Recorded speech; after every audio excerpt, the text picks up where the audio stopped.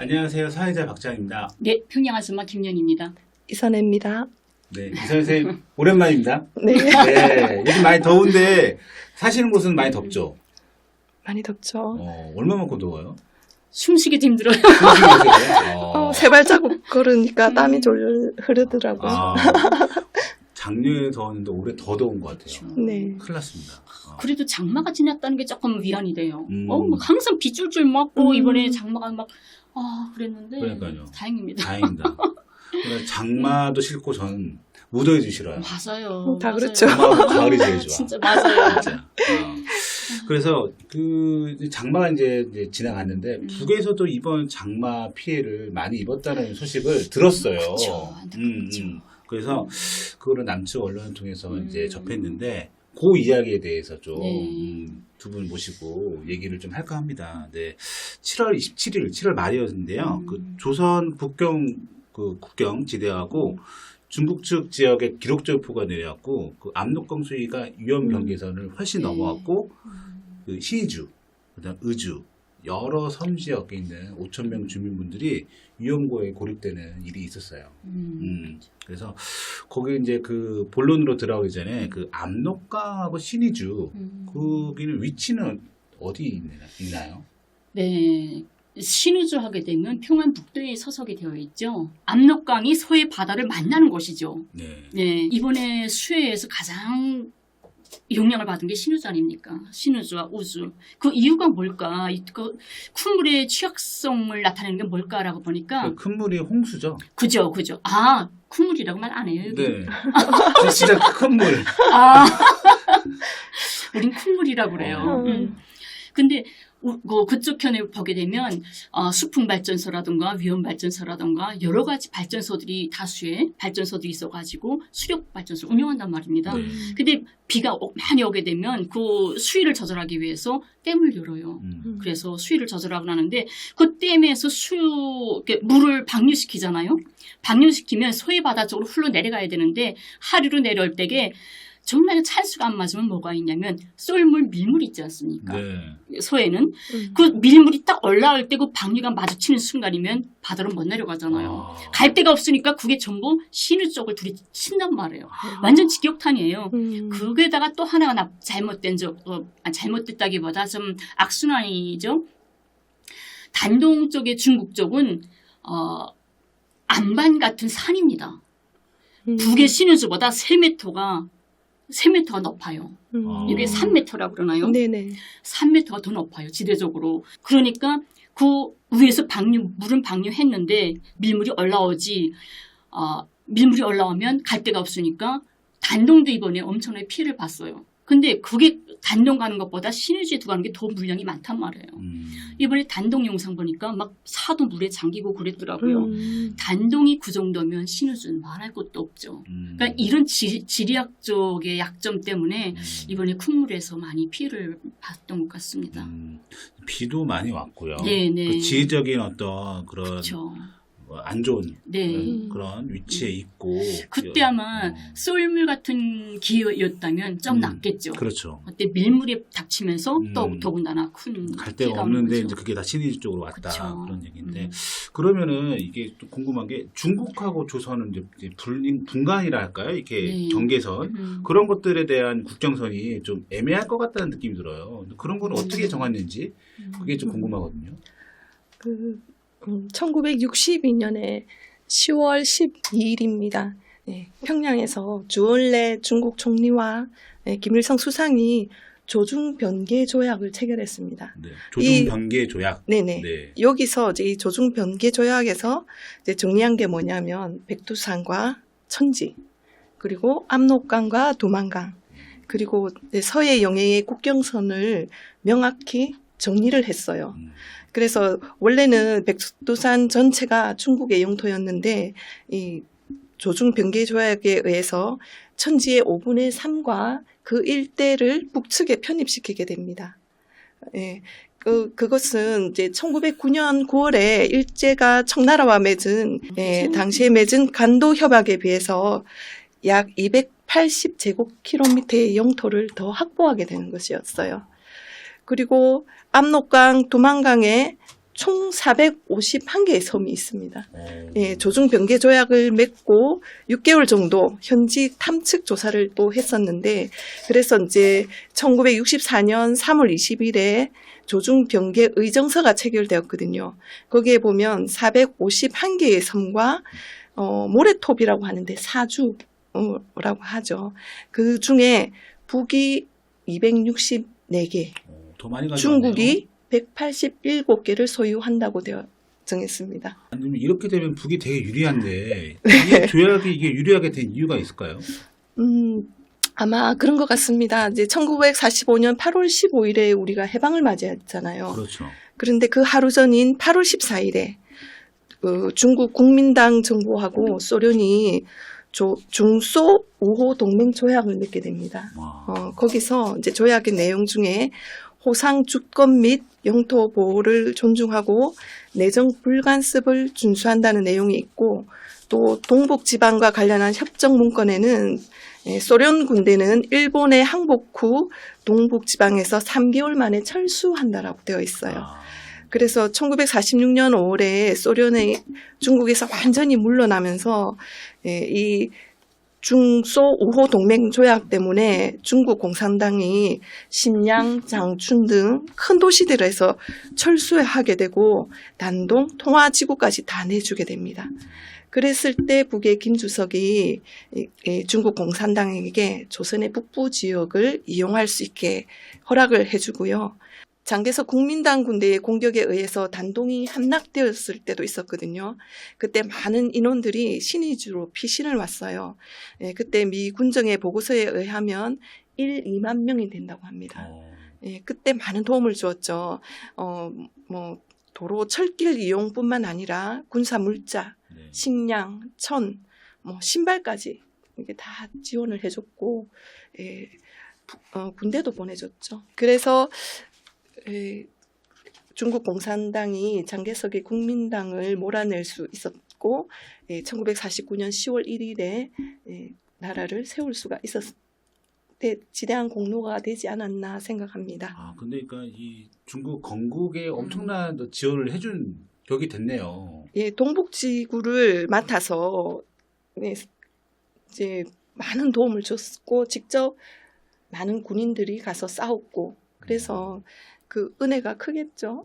아니, 제 생각으로는 좀 더 많이 줘야 되는데 너무 조금 준 거 아닌가 이거 그런 생각이 또 드네요. 오늘의 중국이 있다는 거는 북이 없었다면 아마 오늘의 중국이 잔재하기 어렵지 않았을까. 그러니까요. 엄청난 도움을 줬는데요. 근데 압록강 쪽에 보게 되면 그 한건평이라던가 네네. 비단섬이라던가 뭐 쫙 있잖아요. 근데 한건평 같은 경우에는 진짜 우리 쪽보다 중국 쪽에 아예 붙어 있어요.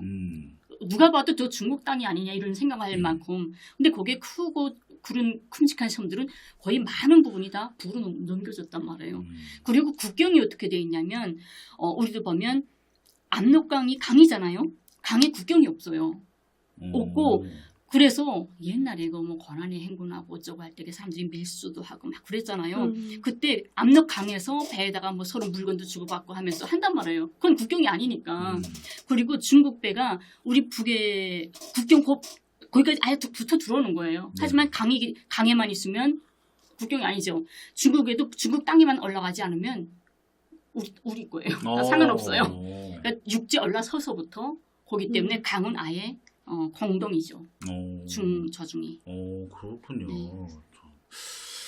그러면은 그런 그 중국과 조선의 어떤 그 국경, 그 분계선 관련해서 얘기를 좀 들어봤고요. 그 이번 자연재해에 대해서 좀 얘기를 나눴으면 좋겠는데 이 자연재해는 어느 나라에도 있거든요. 중국도 있고 그쵸. 대한민국도 있고 뭐 일본도 있을 거고요. 그래서 다 있는데 북은 이번 자연재해를 어떻게 극복했을까라는 생각이 드는데 제가 왜 이 질문을 드리냐면은 이 북이 그 신의주 그 큰 물 일이 일어나서 주로 이제 초점 맞춘 거는 김정은 위원장의 어떤 그런 뭐랄까 뭐 나무에 부딪힐 뻔했다는 등 어떤 그런 이슈 관련해 김정은 위원장 이슈 관련된 것만 보도를 좀 했거든요. 근데 이거를 어떻게 극복했을까라는 게 좀 의문이 들었어요. 그 부분에 좀 설명을 좀 해주시겠어요? 북의 이제 이제 90년대 들어와서부터 가장 큰 물 피해라고 하면 아무래도 고난의 행군 시기라고 할 수가 있습니다. 1995년 7월 31일부터 8월 18일 사이에 그 하루 평균 583ml가 하루요? 예. 그렇게 많은 비가 이제 와서 신의주와 황해남북도에서 사망 실종자가 68명이고요. 수재민이 520만 명이 생겼다고 해요. 520만 명이요? 네. 그리고 96년에도 오. 또 그렇게 왔었죠. 7월 24일부터 28일까지 황해남북도에 475에서 730mm가 왔대요. 그래서 황해남북도, 강원도에서 사망 실종자가 116명이고요. 수재민이 327만 명이 나왔다고 합니다. 와. 그러니 그 고난의 행군 시기, 우리가 말로 맨날 고난의 행군 시기라고 하는데 어마어마했죠. 그래서 아유, 힘드셨겠어. 그때 당시를 아유. 유엔 세계 기상기구라고 WMO가 있는데 그때 1995년에 북의 대홍수를 1970년부터 2019년 사이 50년간 발생한 전 세계 10대 자연재해 중에 하나라고 할 정도로 그렇구나. 그만큼 재난이 컸었죠. 야. 그렇죠. 근데 이게 그런 이제 어렴풋이 이제 그런 이제 자연재해 엄청난 피해라든지 저희 대한민국 적십자라든지 이런 그 구호단체를 통해 갖고 이렇게 네. 지원 도움을 네네네. 준 걸로 제 기억을 들어요. 근데 이 자연재해를 이제 당했지만은 이 보통 제가 알기로 전화위복 계기를 보통 삼는다고 제가 알고 있거든요. 그런 부분에서 좀 설명을 좀 해주시면 좋을 것 같습니다. 예전 사례라든지. 최근에도 홍수가 뭐 계속 있었죠. 뭐 그런데 이제 2016년 이제 8월 29일에서 9월 2일까지 있었던 이제 환경북도를 휩쓸었던 태풍에 대해서 잠시 말씀드리면 그때도 인명 피해가 수백 명이었고요. 수재민이 68,900여 명이었습니다. 주택 파괴가 11,600여 동이었어요. 환경북도에 그때 뭐 청진시, 어랑군, 화성군, 명천군 뭐 이런 쪽에 대단히 큰 이제 큰 물 피해가 있었는데 그때 이제 노동신문에서 어떻게 나왔냐 하면 2016년 9월 10일자 노동신문인데요. 네. 이제 일신단결의 거대한 위력으로 한북도 북부 피해 복구 전선에서 전화위복의 기적적 승리를 쟁취하자 이렇게 하면서 전체 당원들과 인민군 장병들, 인민들에게 호소문을 보냈어요. 네. 그랬더니 이제 또 탄원하는 숫자가 그때 이제 뭐 군인 그 뭐 청년 돌격대들이라든지 여기서 청년 돌격 나오는군요. 뭐 청년 동맹이라든지 이런 곳에서 서로 탄원해서 이때도 아마 한 20만 이상 탄원했지 않나 생각합니다. 그때 이제 그렇게 해서 2달 만에 네. 그곳 물난리가 난 곳에 2달 만에요? 집을 다 지어줬죠. 이게 가능한가요? 이게 2달 만에 그 전에 이제 저희 그 아파트 관련해서 얘기한 건데 그거는 거의 뭐 똑같이 한 거나 마찬가지네요. 2달 만에. 네네. 저 20년도였나요? 우리가 코로나 때문에 그럴 때 북에서는 삼중고라고 했던 말이 있잖아요. 정말 어려웠던 적이 있죠. 그때도 하루만 이틀 만인가요? 12,000명의 탄원생들이 청년들이 탄원해가지고 그 길로 가서 건설 벽구 사업에 동원되고 이번에도 일주일 만에 24만 명이 탄원을 한 거예요. 24만 명이요? 24만 명이. 일주일 만에? 네, 일주일 만에 청년들이 이런 것들 보면 참 어느 나라나 그 사람들 그 나라의 청년들의 모습을 보면 그 나라를 보여주는 거 아닙니까? 그래서 참 어떤 면을 볼 수 있었다라는 생각도 들었는데 저는 솔직히 이번에 신의주 막 물에 잠기고 이런 것들을 남쪽에서도 뉴스를 보내줬잖아요. 네네. 사진을 처음에 그 사진 딱 봤을 때 무슨 생각 들으셨어요? 뭐랄까 좀 안 됐다. 안 됐다. 네, 그리고 좀 걱정되기도 하고. 네. 저는 그거 딱 보는 순간에 무슨 생각이 든지 아세요? 아, 이제 저기에는 이제야말로 전면의 새 시대가 열리겠구나.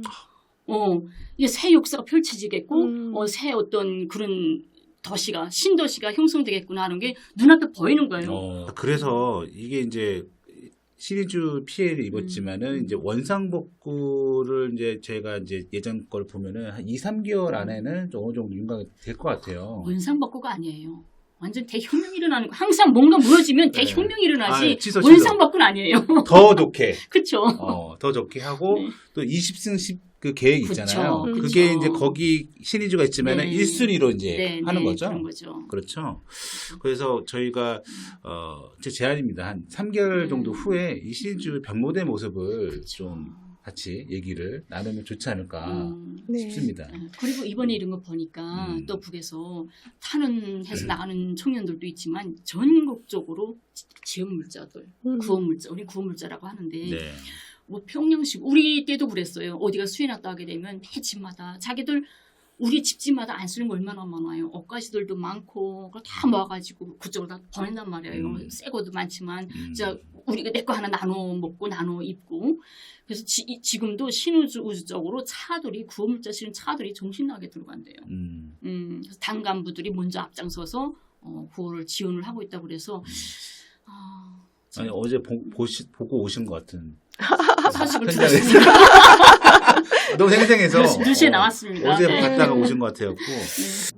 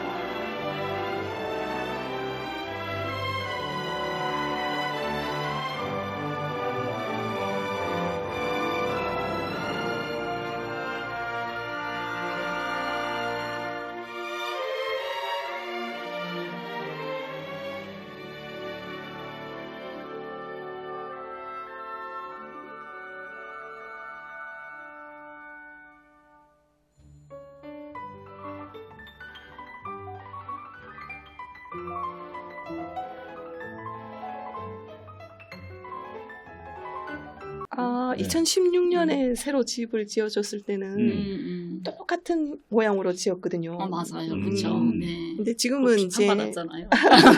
지금은 이제 집마다 다 다르게 맞아요. 개성 있게 이렇게 짓고 있잖아요. 아. 그래서 이제 다시 한번 그걸 기대 한번 해보는 것도 좋을 것 그쵸. 같아요. 그러면 그 포인트를 갖고 똑같은 집이 아니라 좀 다 각기 다른 새 네. 집들을 좀 그거를 보는 포인트를 삼아갖고 좀 지켜보면 그쵸. 좋을 것 같아요. 그래서 청년 돌격대와 청년 당원분들이 2, 3개월 만에 이렇게 변모된 신의주를 위해서 열심히 노동을 하는 부분에 대해서 저희가 좀 기대를 해보고 저희는 그 다음 방송에서 더 좋은 컨텐츠를 갖고 다시 찾아뵙도록 하겠습니다. 끝까지 시청해주셔서 감사합니다. 감사합니다.